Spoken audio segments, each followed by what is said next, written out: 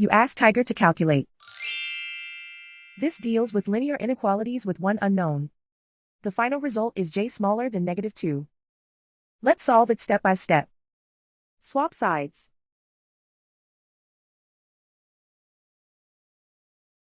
Group all constants on the right side of the inequality. Add 1 to both sides.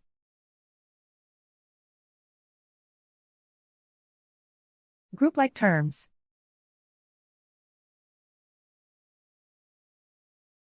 Simplify the arithmetic.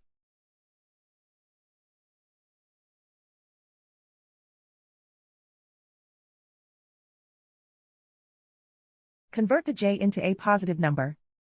Multiply both sides by -1. Whenever you multiply or divide by a negative, reverse the inequality sign.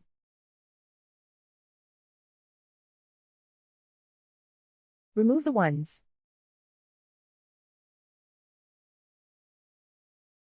Simplify the arithmetic.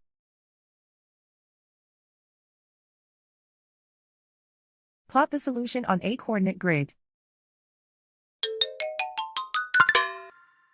And so the final result is j smaller than -2.